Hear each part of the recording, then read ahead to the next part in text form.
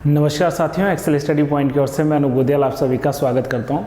तो जी हाँ दोस्तों, आज से हम लोग स्टार्ट करने वाले हैं भारतीय राज्य व्यवस्था यानी कि इंडियन पॉलिटी से रिलेटेड कुछ प्रमुख क्वेश्चन सीरीज़ के ऊपर, जिसका मेन टारगेट आने वाले 17 दिसंबर को जो आरओ का पेपर है उसको रखा गया है। देखो एक्चुअली हम लोग करेंगे क्या कि इसके माध्यम से हर एक सब्जेक्ट के हम लोग कम से कम 500-500 क्वेश्चंस का एक पूरा सेट तैयार करेंगे, जिसमें से मोस्ट प्रोबेबल चांसेस होंगे कि वहीं से आपके प्रश्न बनेंगे। तो हम लोग जो आज पर्टिकुलर इसमें स्टार्ट कर रहे हैं उसमें हम लोग बात करने वाले हैं इंडियन पॉलिटी के ऊपर। देखो सबसे पहले यदि हम लोग बात करें तो आज के क्वेश्चन नंबर 1 की हम लोग चर्चा कर लेते हैं। और पहला जो क्वेश्चन आपके सामने है उसमें पूछा गया है, निम्नलिखित में से किस अधिनियम के द्वारा भारत के गवर्नर जनरल को अध्यादेश जारी करने की शक्ति प्रदान की गई थी। अच्छा, अध्यादेश जारी करना मतलब होता है ऑर्डिनेंस पावर।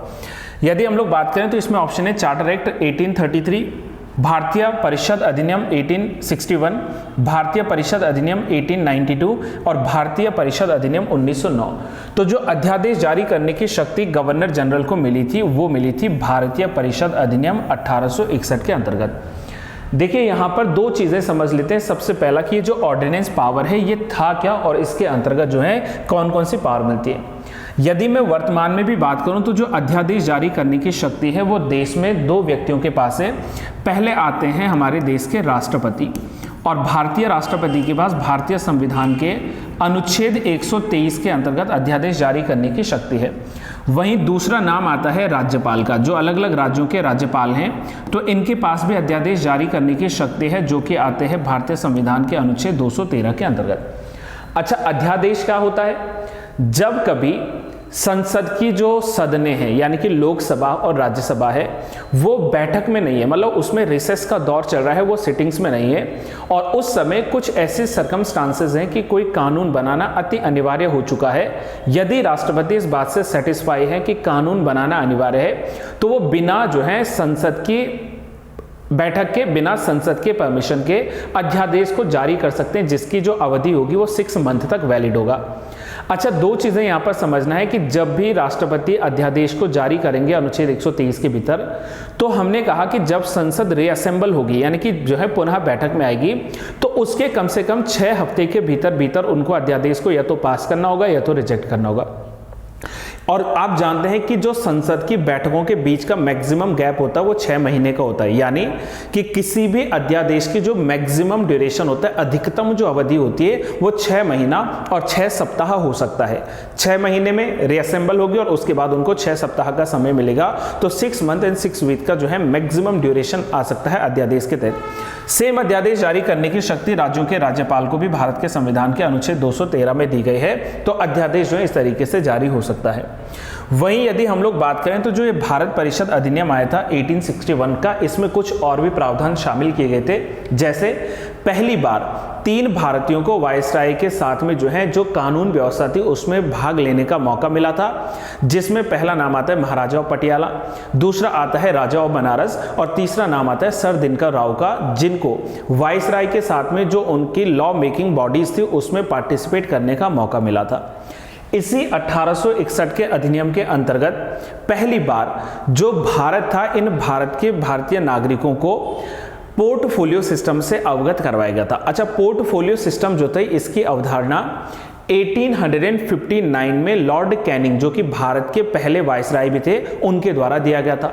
और पोर्टफोलियो सिस्टम के भीतर होता यह था कि किसी एक व्यक्ति को डिपार्टमेंट्स जो होते हैं, विभाग जो होते हैं सरकार के अंतर्गत, उनमें एक या एक से अधिक विभाग जो है वो बांटा जाता था, जिसको पोर्टफोलियो सिस्टम कहते थे। और भारत में पोर्टफोलियो सिस्टम की शुरुआत भी 1861 के एक्ट के अंतर्गत हुई थी। साथ ही इसी एक्ट के अंतर्गत पहली बार भारत में इंडियन पेनल कोड यानी कि भारतीय जो दंड संहिता थी आईपीसी, और साथ में जो सीआरपीसी है इसकी अवधारणा को भी भारत में शुरू किया गया था। तो ये सारे जो कार्य हुए थे वो 1861 के अधिनियम के अंतर्गत हुए थे। अब यदि हम लोग बात करें आज के दूसरे क्वेश्चन की ओर, तो दूसरा क्वेश्चन पूछा गया है कि महारानी विक्टोरिया को भारत की साम्राज्ञी कब नियुक्त किया गया था। अच्छा, इसमें अगर हम लोग ऑप्शंस के अकॉर्डिंगली चले 1885, 1875, 1866 या 1858 में, तो हालांकि इसका जो सही आंसर होना चाहिए था उसमें 1875 के बजाय यहाँ पर 1876 होना चाहिए था, जिसमें इनको साम्राज्ञी जो है घोषित किया गया था। तो इसको थोड़ा सा ऑप्शन को करेक्शन करते हुए 1876 के एक्ट में इनको साम्राज्ञी नियुक्त किया गया था, महारानी विक्टोरिया को। तीसरा क्वेश्चन आपसे पूछ रहा है, मॉर्ले मिंटो सुधार बिल किस वर्ष में पारित किया गया था? मॉर्ले मिंटो जो सुधार बिल है, यानी कि जो रिफॉर्म बिल है, वो किस वर्ष जो है पारित किया गया था? मॉर्ले मिंटो जो बिल है, इसी को हम लोग नाम देते हैं भारत परिषद अधिनियम 1909। तो इसका जो राइट आंसर है दैट इज ऑप्शन बी, जिसको हम लोग किस नाम से जानते हैं? भारत परिषद अधिनियम 1909। अच्छा, भारत परिषद मतलब the council of India act of 1909। और आपसे फिर यही सवाल पूछा जाएगा कि ये जो मॉर्ले मिंटो थे ये कौन थे? तो आप लोग बस इतना याद रख सकते हैं इसमें कि इस समय जो मॉर्ले था ये उस समय भारत सचिव के पद पर था। भारत सचिव, secretary of India for state, ठीक है, ये secretary for state of India जो था उसके रूप में कौन नियुक्त हुआ था? That is Morley. और मिंटो जो था इस समय, मिंटो इस समय जो है वायसराय के पद पर बैठे हुए थे। भारत के वायसराय कौन थे? मिंटो। तो इन दोनों ने एक रिफॉर्म्स लाया था 1909 में, जिसमें आपको 3 बड़े पॉइंट्स याद रखने। पहला, 1909 के इस मॉर्ले मिंटो रिफॉर्म्स के अंतर्गत ही पहली बार जो मुस्लिम्स थे या जो मुस्लिम लीग था, इस मुस्लिम लीग को पृथक निर्वाचक मिला था, यानी कि separate electorate on the basis of communal representation was given to the Muslims, right. मुस्लिमों को पहली बार जो है ये दे दिया गया था। इसी 1909 के अधिनियम के भीतर पहली बार, देखो ये इंपॉर्टेंट पॉइंट है कि पहली बार जो भारतीय थे इनको बजट पर जो प्रश्न पूछने का अधिकार था उसमें अनुपूरक प्रश्न की अनुमति मिली। अनुपूरक प्रश्न मतलब सप्लीमेंट्री क्वेश्चन। देखो दो चीजें, 1892 के एक्ट में पहली बार इंडियंस को बजट पर डिबेट या बहस करने का मौका मिला, प्रश्न पूछने का मौका मिला, लेकिन अनुपूरक प्रश्न की बात करेंगे तो 1909 के मॉर्ले मिंटो सुधार के अंतर्गत मिली थी। और एक बहुत बड़ी विशेषता 1909 के अधिनियम की ये थी कि पहली बार जो वायसराय की एग्जीक्यूटिव काउंसिल थी, मतलब कार्यकारिणी परिषद थी, उस कार्यकारिणी परिषद में as a law minister, as a जो है लॉ मंत्री यानी कि जो है कानून मंत्री के रूप में पहली बार जो है जगह मिली थी सत्येंद्र प्रसाद सिन्हा जी को। तो Satyendra Prasad Sinha became the first Indian जिनको वायसराय के executive council, not legislative, executive council में एज अ लॉ मिनिस्टर जो है मौका मिला। तो 1909 के अधिनियम की एक और बड़ी विशेषता जो है यहां पर आप लोग इस तरीके से याद रख सकते हैं, राइट। इसके अलावा नेक्स्ट क्वेश्चन पूछ रहा है कि मुसलमानों के लिए अतिरिक्त निर्वाचन मंडल प्रारंभ किसके द्वारा लाया गया था? तो अभी अभी हमने पूरी जो है कहानी पढ़ ली है, तो इसका right answer option number b, यानी कि मॉर्ले मिंटो रिफॉर्म 1909, जिसके मैंने आपको 2-3 फीचर्स भी बता दिए। अगला क्वेश्चन आपसे पूछ रहा है कि भारत का संविधान लागू होने तक स्वतंत्रता के पश्चात इसका शासन किसके अंतर्गत चलाया जाता था? देखो हम सब जानते हैं कि 1947 में इंडिया को इंडिपेंडेंस मिला था। जब इंडिया को इंडिपेंडेंस मिला था तो उसके बाद ऐसा तो था नहीं कि एकाएक हम लोग नया संविधान बना लेते, मतलब न्यू जो है रूल्स या न्यू जो है कॉन्स्टिट्यूशन एकाएक तो बन नहीं सकता था। तो उस समय जो माउंटबेटन प्लान था उसमें यह लिखा गया था कि जो डोमिनियन ऑफ इंडिया है और या जो डोमिनियन ऑफ पाकिस्तान है, जब तक वो अपने अपने लिए नया संविधान, नया कानून निर्माण नहीं कर देते, तो तब तक यदि वह चाहें तो 1935 के अधिनियम के अनुसार जो है कार्य कर सकते हैं या भारत में जो है अपने साम्राज्य को बढ़ा सकते हैं। तो इसका जो राइट आंसर है दैट इज ऑप्शन सी, 1935 का जो भारत सरकार अधिनियम था, भारत शासन अधिनियम था, उसी के तहत जो है भारत का या जो डोमिनियन ऑफ पाकिस्तान था उसका क्या चल सकता है? शासन चल सकता है। और इसकी आजादी हमें देता है कौन? इसकी आजादी हमें देता है कौन? माउंटबेटन प्लान, जिसमें 1935 के भारत शासन अधिनियम के अंतर्गत ही शासन किया गया था। अगला प्रश्न आपसे पूछ रहा है, संविधान सभा के विचार का औपचारिक रूप से प्रतिपादन किसने किया था? औपचारिक रूप से मतलब है ऑफिशियली किसने पहली बार कॉन्स्टिट्यूएंट असेंबली, संविधान सभा के प्लान को दिया था? तो इसका जो राइट आंसर हमारे पास में आता है ऑप्शन देखिए, मोतीलाल नेहरू, जवाहरलाल नेहरू, एम एन रॉय और महात्मा गांधी। तो इसका right answer friends that is M N Roy ji. आप सब इस बात से अवगत हैं कि एम एन रॉय जी के द्वारा 1934 में वर्ष 1934 में पहली बार कॉन्स्टिट्यूएंट असेंबली के लिए औपचारिक रूप से मांग की थी, डिमांड की थी। हालांकि उसके बाद आप जानते हैं कि 1938 में पंडित जवाहरलाल नेहरू जी के द्वारा कॉन्स्टिट्यूएंट असेंबली बनाने के लिए सार्वभौमिक वयस्क मताधिकार को सुझाव दिया गया था। मतलब यूनिवर्सल अडल्ट फ्रेंचाइज के रूप में, यानी कि एक वोटिंग एज जो होती है उसके बाद के सभी लोग जो है कॉन्स्टिट्यूएंट असेंबली के सदस्यों का चुनाव कर सकें, ऐसा प्लान पहली बार पंडित नेहरू ने दिया था। और उसके बाद ब्रिटिशर्स की तरफ से जो रिस्पांस आया था, तो ब्रिटिशर्स की तरफ से पहला जो ऑफर आया था 8 अगस्त 1940 का अगस्त ऑफर लॉर्ड लिनलिथगो के द्वारा हमारे इस कॉन्स्टिट्यूएंट असेंबली के प्लान को जो है रिव्यू किया गया था। उसके बाद 23 मार्च 1942 में एक और मिशन भारत पहुंचा था जिसका नाम क्रिप्स मिशन था, लेकिन हमने अगस्त ऑफर को भी रिजेक्ट किया, क्रिप्स प्लान को भी रिजेक्ट किया। और तब जाकर कालांतर में फाइनली 24 मार्च 1946 को जब कैबिनेट मिशन भारत आया था, तो कैबिनेट मिशन के अंतर्गत पहली बार भारतीयों को संवैधानिक सरकार बनाने का मौका मिला था और कॉन्स्टिट्यूएंट असेंबली के प्लान को एक्सेप्ट किया गया था कैबिनेट मिशन के द्वारा। आपका सवाल है दोस्तों कि कैबिनेट मिशन में कुल कितने सदस्य थे और उनमें से भी कैबिनेट जो मिशन था उसका अध्यक्ष कौन था, आपको कमेंट बॉक्स में लिखना है। नेक्स्ट क्वेश्चन की ओर हम लोग आगे बढ़ते हैं। 1938 में किस व्यक्ति ने वयस्क मताधिकार के आधार पर संविधान सभा के गठन की मांग की थी? तो इसका आंसर मैंने आपको पहले ही बता दिया है। तो इसका राइट आंसर क्या है 7वें का, ये आपको कमेंट बॉक्स में लिखना है। तो 7वें का आंसर मैं ऑलरेडी 6वें वाले क्वेश्चंस में आपको दे चुका हूं। चलिए आगे बढ़ते हैं नेक्स्ट क्वेश्चन की ओर। अगला प्रश्न हमसे पूछ रहा है संविधान सभा, अच्छा पुनर्गठित संविधान सभा की बात चल रही है, रियल संविधान सभा की नहीं। संविधान सभा पुनर्गठित में देशी रियासतों के कितने प्रतिनिधि थे? कई लोगों को ये लगेगा कि शायद इसमें ऑप्शन गलत है। ऑप्शन नंबर ए है 100, option b 70, option c 85, option d 65। देखो यहां पर एक शब्द को आपने देखना कि संविधान सभा जो है ये पुनर्गठित है, जो रीऑर्गेनाइज्ड थी, पुनर्गठन जिसका हुआ था, तो इसमें जो देशी रियासतों के राजाओं की संख्या थी तो उसमें टोटल आता है 70। जबकि हम लोग जब रियल संविधान सभा के गठन की बात करते हैं, जब इसमें 1946 में जब चुनाव हुआ था, तो आप सब जानते हैं कि इसमें जो टोटल सीटें थी, टोटल सीटों की संख्या कितनी थी? That is 389। और 389 में भी अगर हम इसके क्लासिफिकेशन को देखते तो 296 जो सीट थी ये तो आती थी ब्रिटिश जो प्रोविंसेस थे, मतलब अलग अलग जो ब्रिटिश प्रांत थे, ब्रिटिश जो प्रोविंसेस थे, यहां से टोटल जो सीटें आई थी वो आई थी हमारे पास 296। और बची भी जो बाकी सीटें थी यानी कि लगभग 93 जो सीट्स आती थी ये आई थी from the princely states. Princely states का मतलब समझ लीजिए दैट इज देशी रियासतें जो थी। और ये जो 93 सीट आई थी प्रिंसली स्टेट की, ये सब की सब मनोनीत थी। मनोनीत का मतलब होता है जिस पर इलेक्शन नहीं होगा, मतलब नॉमिनेशन होता है, तो ये नॉमिनेटेड सीट थी। और नॉमिनेटेड बाय हुम? तो नॉमिनेटेड बाय द किंग, जो भी वहां पर प्रिंसली स्टेट के किंग या प्रिंस रहे होंगे, तो उनके द्वारा जो है 93 सीट्स आई थी। लेकिन ये ओरिजिनल सीट्स थे, हमसे रिवाइज्ड पूछा हुआ कि पुनर्गठित देशी रियासतों की सीट कितनी थी, तो यहां से कम होकर जो है ये 70 आ चुकी थी। बाकी जो तो 296 सीटें हैं इनको पुनः हम लोग विभाजित कर सकते हैं। 292 जो सीटें थी वो वंस अगेन यही है, 11 जो ब्रिटिश प्रांत थे वहां से निकल कर आई थी, और जो 4 सीटें थी वो आई थी चीफ कमिश्नरी से। और वो जो चीफ कमिश्नरी की 4 सीटें थी फ्रेंड्स, उनमें आती हैं दिल्ली, अजमेर, कुर्ग और बलूचिस्तान।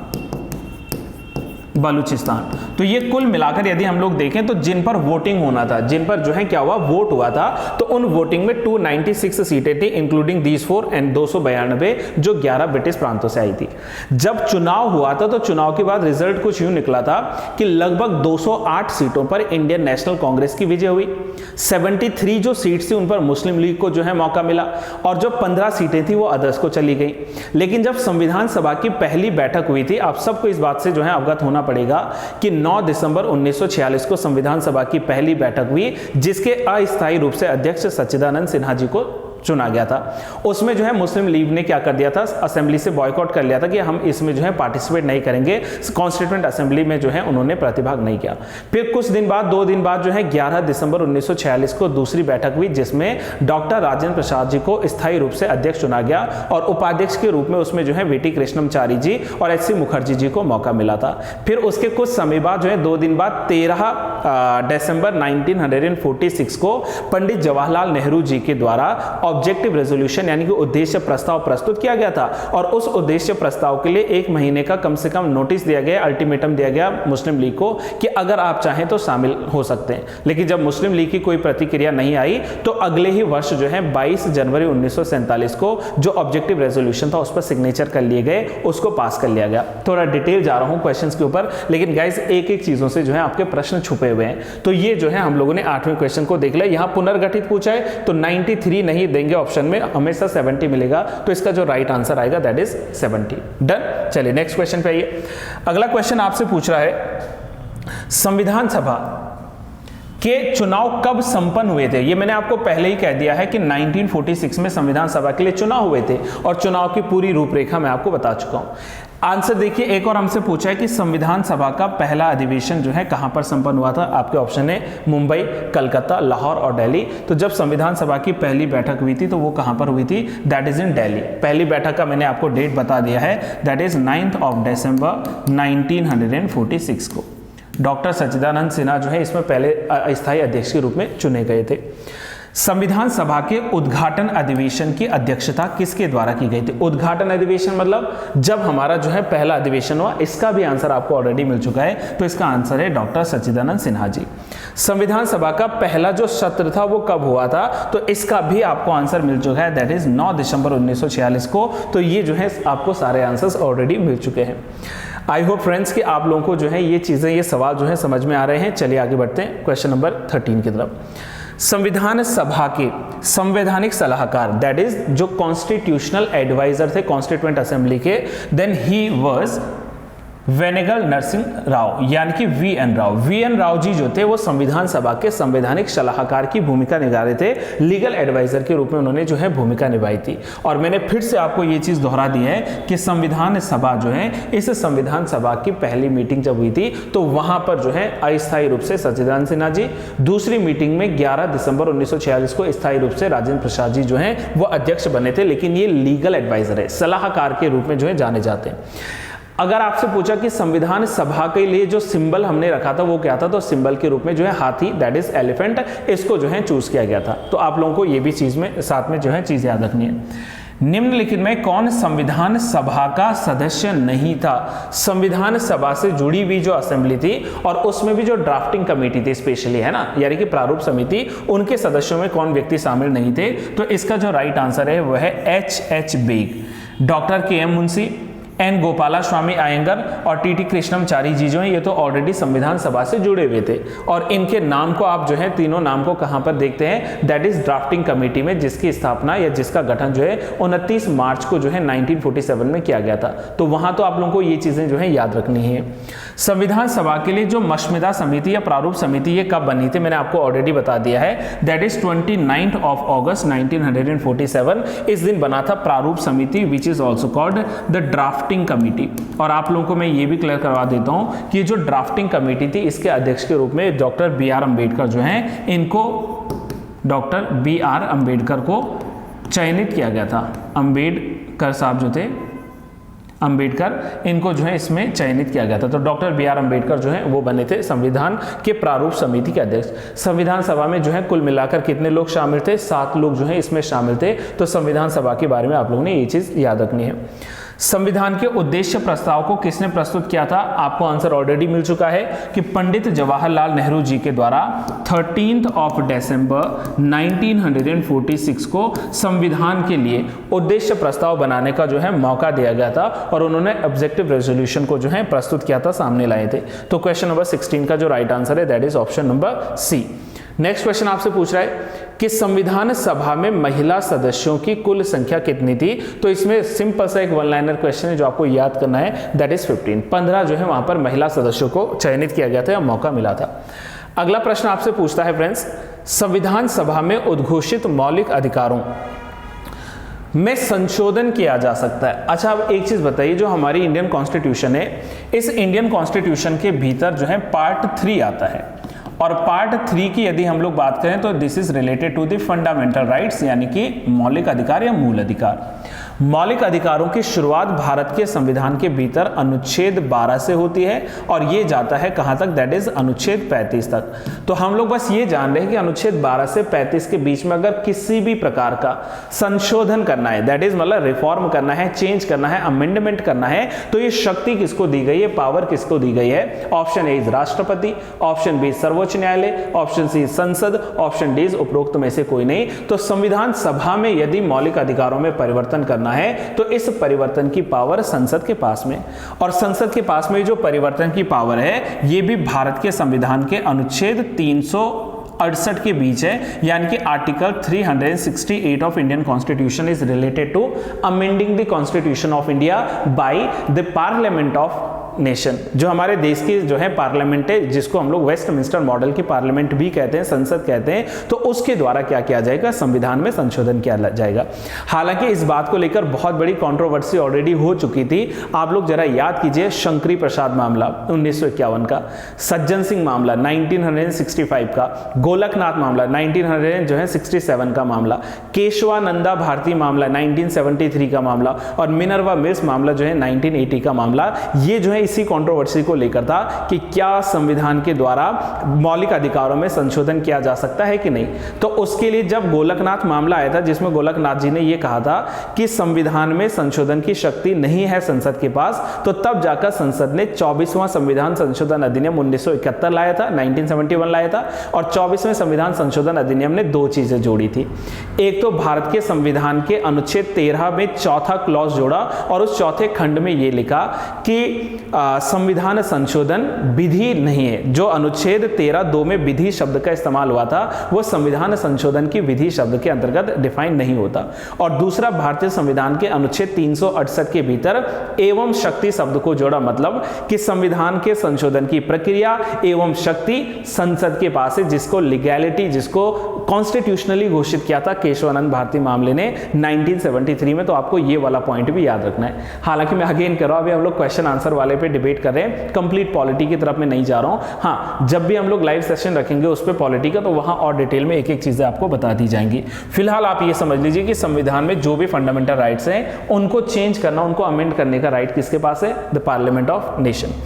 भारतीय संविधान के अंतर्गत मूल अधिकारों का संरक्षक कौन है? Who is called as the guardian of the fundamental rights, right. तो जब फंडामेंटल राइट्स के गार्डियन की बात आएगा, तो या तो आपके पास ऑप्शन है संसद, राष्ट्रपति, न्यायपालिका या मंत्रिमंडल। तो इसका जो राइट आंसर है that is option number c, न्यायपालिका। अगर आप लोग थोड़ा अवगत हो इंडियन पॉलिटी से, तो भारत के संविधान के अनुच्छेद 32 को जरा याद कीजिए। और अनुच्छेद 32 में सुप्रीम कोर्ट के पास एक पावर है कि जो जुडिशियरी है वो कॉन्स्टिट्यूशन में रेमेडीज प्रदान करती है, मतलब राइट टू कॉन्स्टिट्यूशनल रेमेडीज, संवैधानिक उपचारों का अधिकार, अनुच्छेद 32। और यदि किसी व्यक्ति से उसके फंडामेंटल राइट को छीना जा रहा है, वायलेट किया जा रहा है, तो उसमें जो है सुप्रीम कोर्ट अनुच्छेद 32 के तहत 5 प्रकार के रिट जारी कर सकती है। उसमें सबसे पहले बात करें तो उसमें आता है हिबीस कॉर्पस, यानी कि सबसे पहले बंदी प्रस्तुतिकरण। दूसरा आता है मैंडामस, यानी कि परमादेश। तीसरा आता है हमारे पास में को वारंटो, यानी कि अधिकार परीक्षा। चौथा आता है हमारे पास में प्रोहिबिशन, यानी कि जो है निषेध करना, किसी चीज को रोकना। और लास्ट में आता है सर्ट्योररी। तो सर्ट्योररी का मतलब होता है उत्प्रेषण।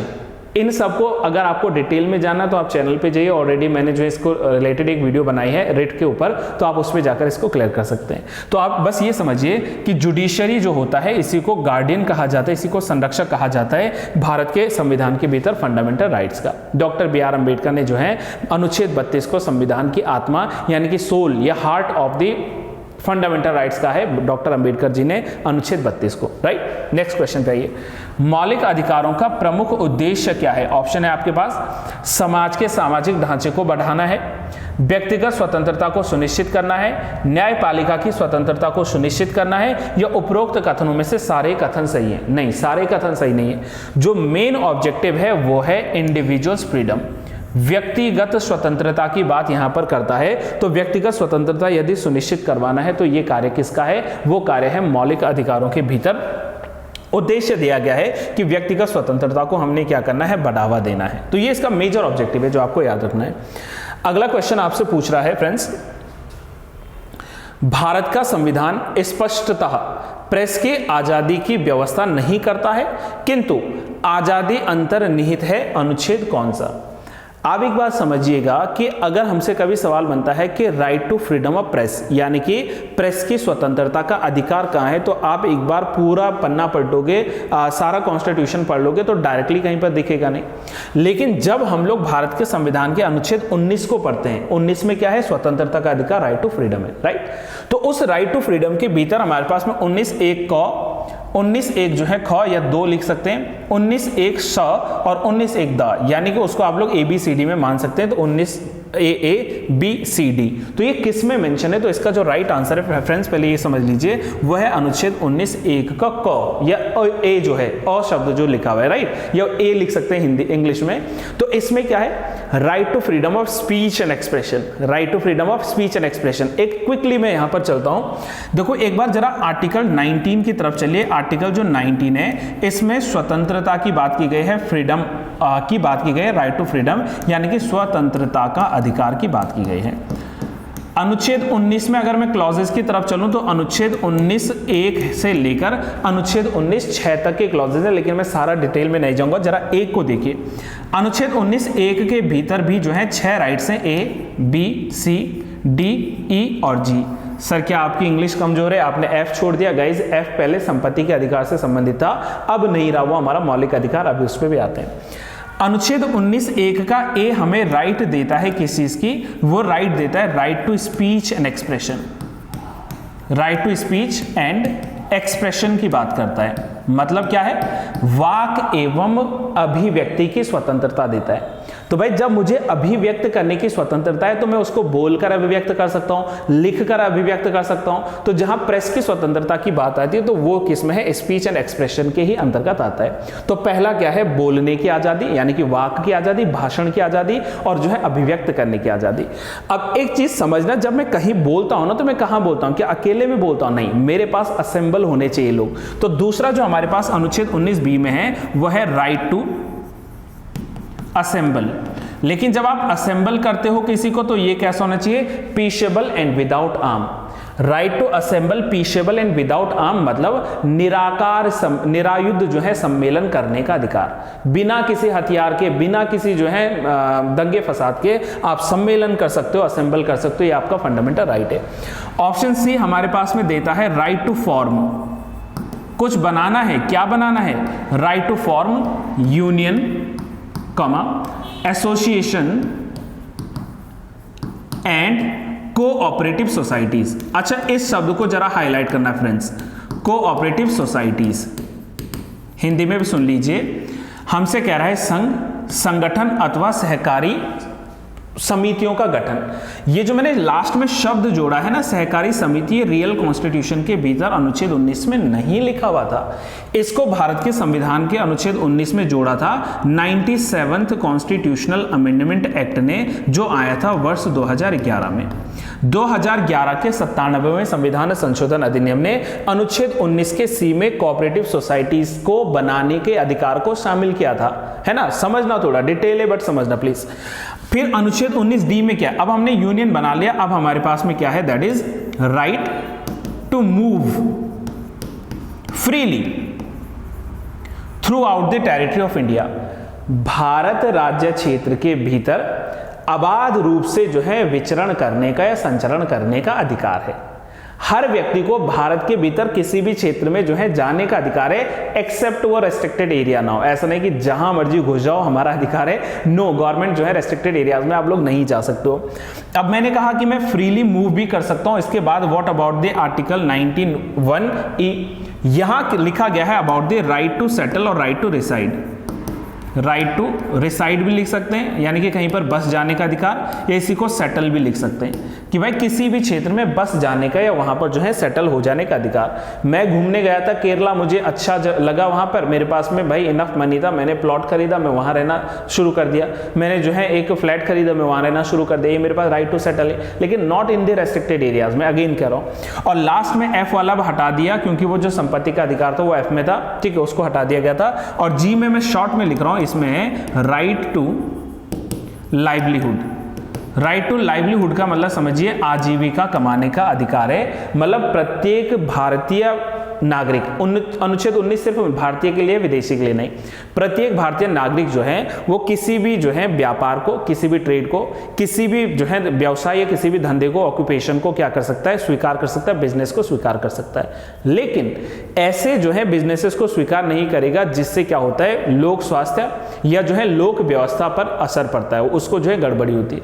मैंने कहा कि आबाद रूप से आप क्या कर सकते हैं, कहीं भी जाकर कोई भी ट्रेड, कोई भी प्रोफेशन कर सकते हैं, बट इट डजंट मीन कि आप कोई लीगल वर्क कर रहे हो, समझ लो। तो इससे आपको रेस्ट्रिक्ट किया जाएगा। वो रेस्ट्रिक्शन क्या है, वो अनुच्छेद 19(2) से लेकर 6 में लिखी हुई है, लेकिन मैं वंस अगेन कर रहा हूं friends, this is not about the polity की क्लास, तो वो हमें वहां नहीं जाना है, फिलहाल हम लोग बेसिक समझ लेते हैं। तो अनुच्छेद 19 में क्यों गया, क्योंकि अगर हमसे पूछा प्रेस की स्वतंत्रता कहां है, तो वो है स्पीच एंड एक्सप्रेशन में। बाकी मैंने आपसे एक एक चीजें बता दी है, right to speech and expression के बाद असेंबल, यूनियन, एसोसिएशन, फिर मूव, फिर रिजाइड और लास्ट में जो है लाइवलीहुड। तो ये हमारे पास में अनुच्छेद 19 के भीतर के सारे अनुच्छेद जो हैं उसके भीतर शामिल होते हैं। चलिए आगे बढ़ते हैं, थोड़ा समय भी जल्दी हो रहा है। तो आज हम लोग वैसे 100 क्वेश्चंस का ये पेपर था, वह कोई बात नहीं, आप 50 पे हम लोग रुक लेंगे, उसके बाद 50 वाला हम लोग नेक्स्ट पार्ट में जो है डिस्कस कर लेंगे, ठीक है। आई होप कि आपको जो है इस क्वेश्चन का आंसर जो है मिल चुका है। नेक्स्ट आ जाइए, भारत के संविधान का निम्नलिखित में से कौन सा अनुच्छेद प्रेस की स्वतंत्रता से संबंधित है। अच्छा गाइज, एक्चुअली रिपीटेड क्वेश्चन हो गया, तो ये अनुच्छेद पूछा, यहाँ डिटेल पूछा था 19, तो ऑब्वियस सी बात है प्रेस की स्वतंत्रता आपको 19 में मिलने वाली है। मौलिक अधिकार नहीं है, निम्नलिखित में से कौन सा एक मौलिक अधिकार नहीं है। बोलने का अधिकार है, अभी बोला right to speech and expression. व्यवसाय का अधिकार है, अभी बोला हाँ राइट टू जो है लाइवलीहुड का अधिकार है। हमने कहा धर्म की स्वतंत्रता का अधिकार है, यस सर। भारत के संविधान के अनुच्छेद 25 से लेकर अनुच्छेद 28 तक के भीतर हमारे पास में रिलीजियस फ्रीडम के राइट्स हैं। लेकिन क्या आप लोगों को हड़ताल पर जाने का अधिकार है? नो नो नो, आप जो है हड़ताल पर नहीं जा सकते हो, आप लोग जो है स्ट्राइक का अधिकार नहीं रखते हो। तो ये अनुच्छेद जो है हमारे पास जो है एज अ फंडामेंटल राइट्स के रूप में नहीं आता है, ठीक है। चलिए नेक्स्ट क्वेश्चन की ओर आगे बढ़िए। मौलिक अधिकारों के अंतर्गत कौन सा अनुच्छेद बच्चों के शोषण से संबंधित है? अच्छा, बच्चों के शोषण से संबंधित अगर हम लोग बात करें तो डायरेक्टली अगर चलें तो that is article 24 of Indian constitution. क्यों? क्योंकि ये कहता है कि 14 वर्ष तक के बालकों को या 14 वर्ष से कम आयु के बालकों को कारखानों, फैक्ट्रियों, माइंस, रेलवे प्लेटफॉर्म्स इत्यादि जो है जगहों पर कार्य करने से रोका जाएगा या उनको जो है रोजगार करने से रोका जाएगा। लेकिन एक चीज याद रखना कि समटाइम्स क्या होता है कि कुछ जो होते हैं 14 वर्ष के कम आयु के बच्चे, वो फैमिली ओन्ड बिजनेस में जो है हेल्प करते हैं, मदद करते हैं, लेकिन only after the schooling hour, school hour के समय नहीं, स्कूल आर के बाद जो है किया जा सकता है। यहां हमसे पूछ रहा है कि कौन सा सीधे सीधे बच्चों के शोषण के अधिकार के संबंधित है, तो वो अनुच्छेद 24 है। हालांकि मैं बेसिक्स में आपको और भी बता देता हूं, जैसे आर्टिकल अगर 23 की बात करें तो article 23 is related to the prohibition of human trafficking and forced labour. मानव दुर्व्यापार एवं बलात् श्रम जो होता है, इस पर निषेध लगाया गया है। अब यहां पर जब मानव दुर्व्यापार शब्द लिखा ना, ह्यूमन ट्रैफिकिंग, तो इसमें क्या कह रहे हैं हम लोग, what is the meaning of human trafficking? That is selling and buying. या मतलब हम लोग कह सकते हैं भाई खरीदना या बेचना। सेलिंग और बाइंग क्या? मेन, वुमेन एंड चिल्ड्रन, बच्चों को, पुरुषों को, महिलाओं को खरीदा बेचा जा रहा है। जैसे हम लोग वस्तु खरीदते हैं, भाई ये पेन लिया मैंने, 150 रुपया दिया, पेन ले लिया, बच्चे बेच रहे हैं, पैसा ले रहे हैं, तो ये क्या है? मानव दुर्व्यापार है, मानव को खरीदना बेचना है, तो इसको प्रोहिबिट करना है अनुच्छेद 23 में। इनडायरेक्टली चले तो ये बच्चों के अधिकार से संबंधित तो है, लेकिन नॉट डायरेक्टली। तो डायरेक्टली इसलिए इसका जो आंसर था वो 24 था। तो कंफ्यूजिंग समटाइम कुछ क्वेश्चन हो सकते हैं, लेकिन नहीं, यहां पर मानव दुर्व्यापार को, महिलाओं को प्रोस्टिट्यूशन के लिए बेचना, देवदासी प्रथा, दास प्रथा, बच्चों को बेचना, इन सब को रोकने का काम करता है अनुच्छेद 23। अनुच्छेद 17 रोकता है राइट टू स्टॉप अनटचेबिलिटी, मतलब अस्पृश्यता को रोकने की बात करता है, prohibition of untouchability, that is article 17। And 19 तो मैंने अभी इतना सारा बता दिया, राइट टू फ्रीडम जो है, तो फ्रीडम हमारे पास में अनुच्छेद 19 में आती है। धार्मिक स्वतंत्रता का अधिकार संविधान के किन अनुच्छेदों में वर्णित है? ऑलरेडी मैं आपको बता चुका माय डियर फ्रेंड्स, तो वो है 25 से लेकर 28 के बीच में, यहां मैं ज्यादा रिपीट नहीं करूंगा, राइट। अनुच्छेद 25 में प्रत्येक व्यक्ति को किसी भी धर्म को अबाध रूप से मानने, उसको अंतःकरण करने, उसको जो है धर्म का आचरण करने और उसका प्रचार प्रसार करने की आज़ादी अनुच्छेद 25 देता है। अनुच्छेद 26 में जो धार्मिक संस्थाएं होती हैं, रिलीजियस जो डिनोमिनेशन होते हैं, उनके क्या है राइट्स दिए गए हैं, उनके जो है संस्थान के संबंधित जो है उनके प्रबंधन के संबंधित अधिकार दिए गए हैं। 27 में किसी भी धार्मिक कर के संदाय में संरक्षण मिला है। सरकार आपसे कोई ऐसा टैक्स नहीं जो है एक्सेप्ट ये ग्रहण कर सकती है जिससे वो किसी विशेष धर्म के उन्नति पर खर्च करती है, तो ऐसे टैक्स को रोकने से अनुच्छेद 27 रोकता है। और अनुच्छेद 28 के अंतर्गत धार्मिक उपदेशों में, रिलीजियस इंस्ट्रक्शंस में उपस्थित होने का अधिकार आपको प्रदान होता है। तो ये हमारे पास में जो है right to freedom of religion की बात करता है। मौलिक अधिकारों को लागू करने के लिए निम्नोक्त में से किसी न्यायालय द्वारा जारी किया जाता है? अगर मान लीजिए कि मौलिक अधिकारों को लागू करना है, तो मौलिक अधिकारों को लागू करने के लिए क्या किया जाएगा? तो हमारे पास में ऑप्शंस आ रहे हैं। ऑप्शन नंबर 1 डिक्री जारी करेगी कोर्ट, ऑप्शन 2 है अध्यादेश जारी करेगा, ऑप्शन 3 हमारे पास में जो आता है वो आता है कि समादेश जारी करेगा, और ऑप्शन 4 जो आता है वो आता है दैट इज अधिसूचना। तो इसका जो राइट आंसर है वो है समादेश, यानी कि इसको हम लोग रिट के नाम से जानते हैं। और अभी मैंने आपसे एक चीज कही कि भारत के संविधान के अनुच्छेद 32 के भीतर, आर्टिकल 32 के भीतर सुप्रीम कोर्ट की रिट, और भारतीय संविधान के अनुच्छेद 226 के भीतर 226 के भीतर हाई कोर्ट की रिट की बात की गई है। और रिट के लिए जो है 5 रिट है, ऑलरेडी अपलोडेड वीडियो है, आप उसको चैनल पे जाके देख सकते हैं। नेक्स्ट है व्यक्तिगत स्वतंत्रता के लिए निम्नलिखित में से कौन से रिट याचिका दायर की जाती है? अब जहां हम लोग इंडिविजुअल्स फ्रीडम की बात करते हैं, व्यक्तिगत स्वतंत्रता की बात करते हैं, तो उसके लिए जो है हैबीज कॉर्पस, जिसको हम लोग हिंदी में कह सकते हैं बंदी प्रस्तुतिकरण, तो इसके लिए जो है इसको पेश किया जाता है। अगर हम लोग यहाँ पे शॉर्ट में चलें तो मैंडमस जो शब्द है इसका मतलब होता है परमादेश, वी कमांड। यदि किसी सार्वजनिक पद पर बैठा हुआ अधिकारी अपने दायित्वों का निर्वहन नहीं करता है तो कोर्ट के द्वारा उसको एक रिट दी जाती है कि आप जिस कार्य के लिए रखे गए हो उस कार्य को पूर्ण करें, अन्यथा पर कार्रवाई होगी।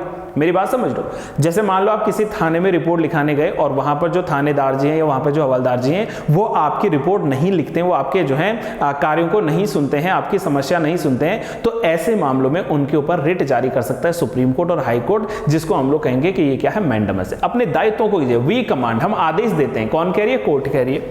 को वारंटो का मतलब होता है अधिकार पिच्छा।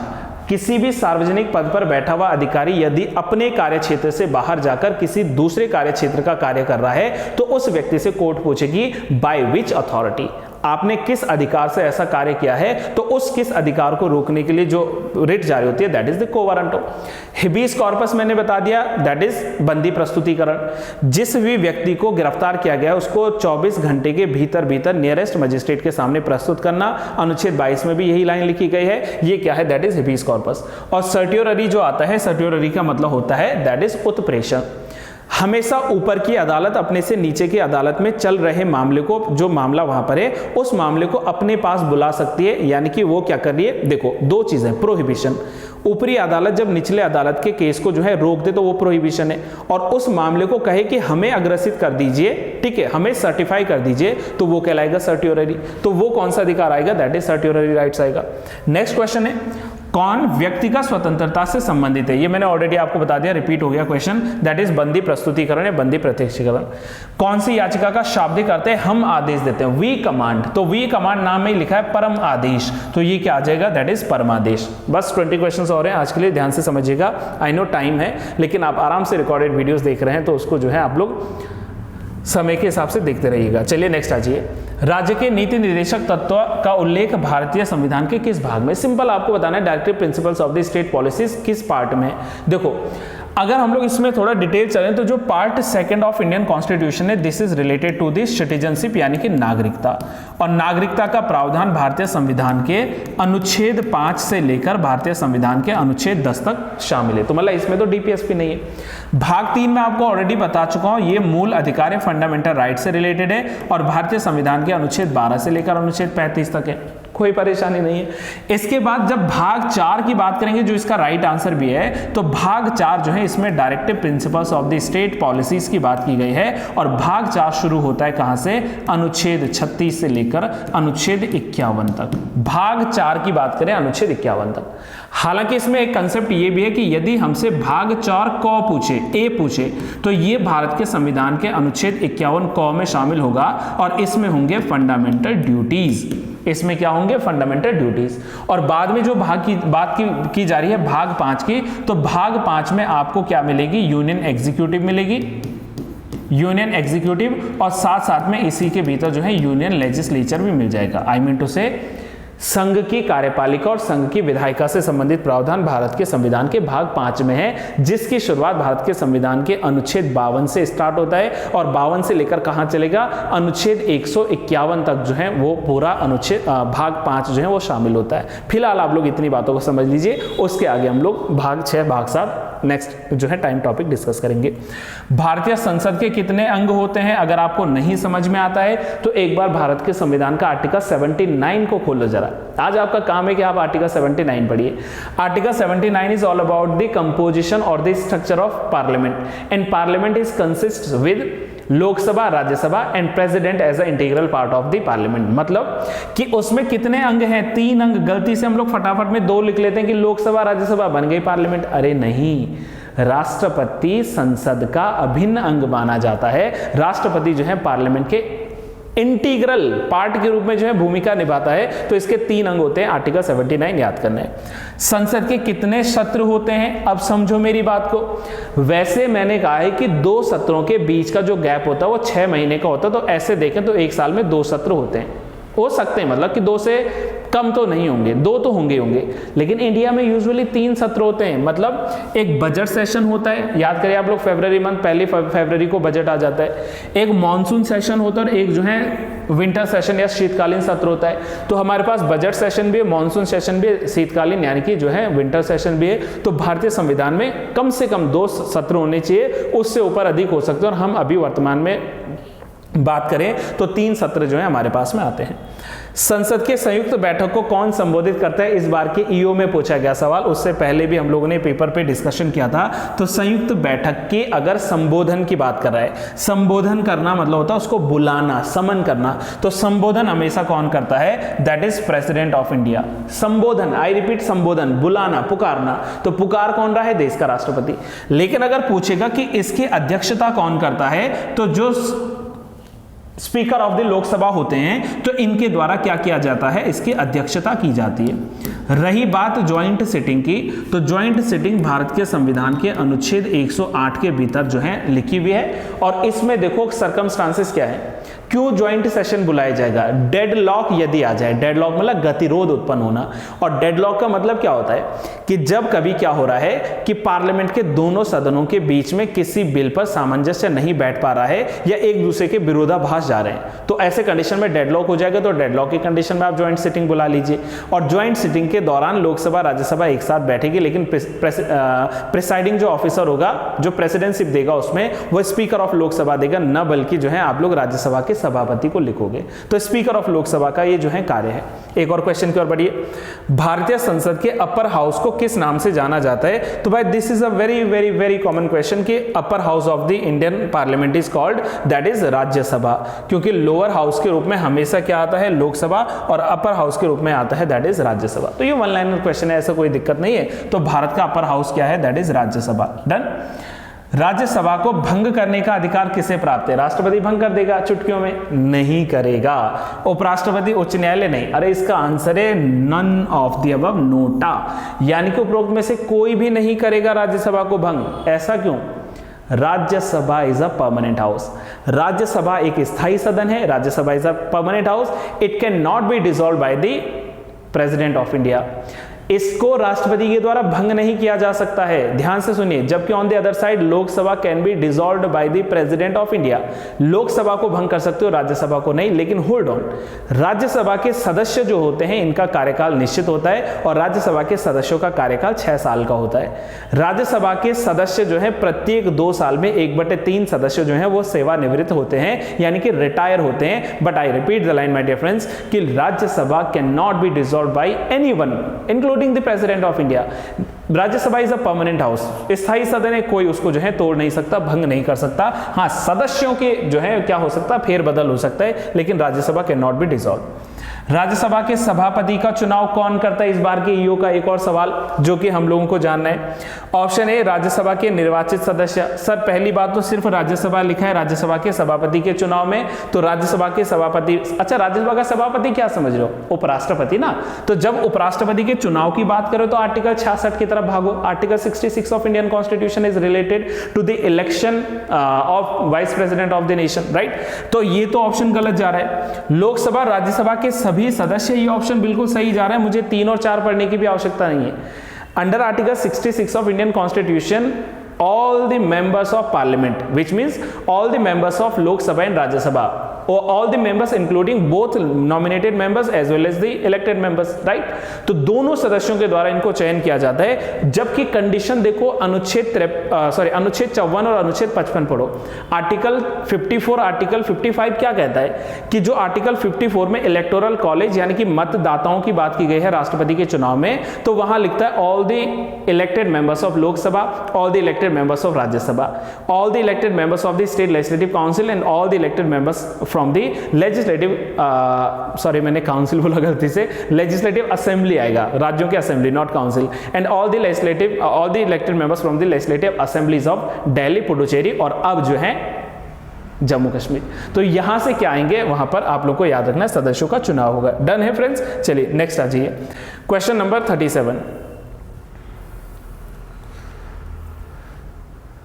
लोकसभा अध्यक्ष अपना त्यागपत्र किसको लिखेगा। अच्छा ये जरा अच्छा क्वेश्चन है कि लोकसभा का जो अध्यक्ष होता है, स्पीकर ऑफ लोकसभा, और इस्तीफा किसको देता है। बहुत लोग एक्साइटमेंट में लिख लेंगे राष्ट्रपति, विच इज नॉट राइट। इसका जो राइट आंसर है वो है लोकसभा के डेप्यूटी स्पीकर को। अपना इस्तीफा किसको देगा, डेप्यूटी स्पीकर को देगा। हम लोग अगले प्रश्न की ओर आगे बढ़े। क्वेश्चन नंबर 38, किस संवैधानिक संशोधन अधिनियम के द्वारा लोकसभा सीटों की अधिकतम संख्या 545 निर्धारित की गई थी। तो इसका जो राइट आंसर है वो है ऑप्शन नंबर 2, यानी कि 31वें संविधान संशोधन अधिनियम के द्वारा इसको जो है क्या किया गया था, 545 सीटों पर निर्धारित किया गया था।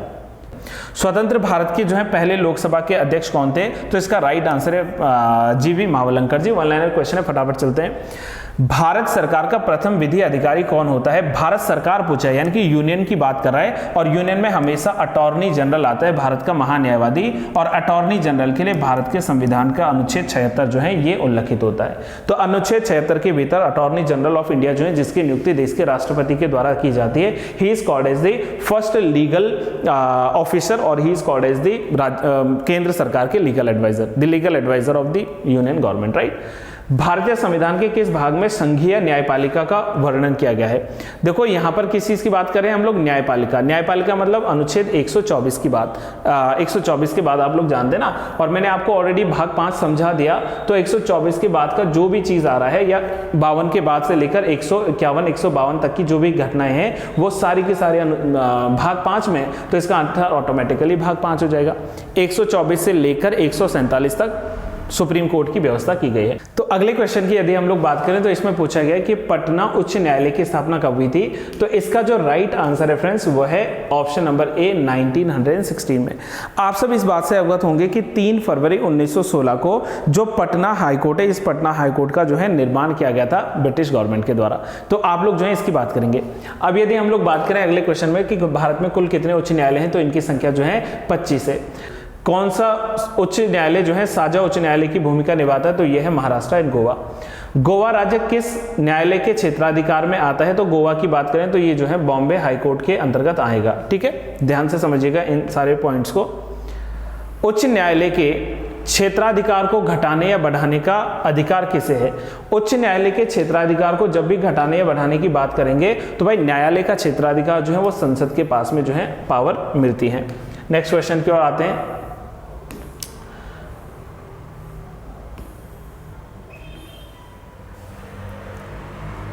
उच्च न्यायालय के मुख्य न्यायाधीश के पद पर, मुख्य न्यायालय नहीं, मुख्य न्यायाधीश के पद पर नियुक्त होने वाली पहली महिला कौन सी है? तो इसका जो राइट आंसर है दैट इज ऑप्शन बी, लीला सेठ जी। लीला सेठ जी को पहली बार बनाया गया था।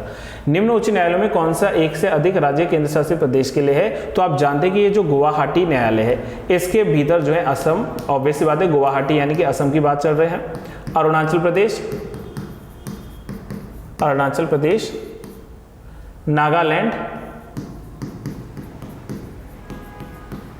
और मिजोरम जो है ये जो है शामिल होते हैं। निम्नलिखित में से कौन सुमेलित नहीं है? कर्नाटक उच्च न्यायकोर्ट, मध्य प्रदेश उच्च न्यायकोर्ट, राजस्थान उच्च न्यायकोर्ट, केरल उच्च न्यायकोर्ट। तो इसका जो राइट आंसर है वो है मध्य प्रदेश उच्च न्यायकोर्ट, जो कि भोपाल में स्थित नहीं है। आज के लिए अंतिम क्वेश्चन पे डिस्कस करते हैं कि राज्यपाल का वेतन या भत्ता किस कोष से जाता है? तो राज्यपाल के लिए जो भी वेतन और भत्ता जाएगा वो राज्य की संचित निधि से जाएगा, यानी कि कंसोलिडेटेड फंड ऑफ स्टेट से जाएगा, न बल्कि कंसोलिडेटेड फंड ऑफ केंद्र या यूनियन, वहां से नहीं जाएगा। तो आज के लिए हम लोग यहीं पर इसको जो है रोक रहे हैं। इससे आगे के जो 50 क्वेश्चन है उसको हम लोग जो है नेक्स्ट पार्ट में हम लोग डिस्कस करेंगे। अगर आपको जो है ये क्वेश्चन समझ में आते हैं, अगर आपको वीडियो पसंद आती है, अगर आपको लगता है कि ये जो है आने वाले एग्जाम के लिए बेनिफिट होने वाला है, तो आप लोग वीडियो को जितना ज़्यादा हो सके जिन जिन लोगों ने एग्जाम देना उन तक जो है वीडियो को शेयर कीजिए। और अगर आपको ये एफर्ट जो है ये काम के लगते हैं तो आप लोग जो है वीडियो को लाइक ज़रूर कीजिए, अपने कमेंट्स ज़रूर दीजिए और सुझाव कीजिए कि आप जो है किस पर्टिकुलर टॉपिक से जो है क्वेश्चंस देखना चाहते हैं, तो उस पर मैं जरूर वीडियो लेके आऊँगा। Till then have a good day to all. Thank you so much. Keep learning, keep trying.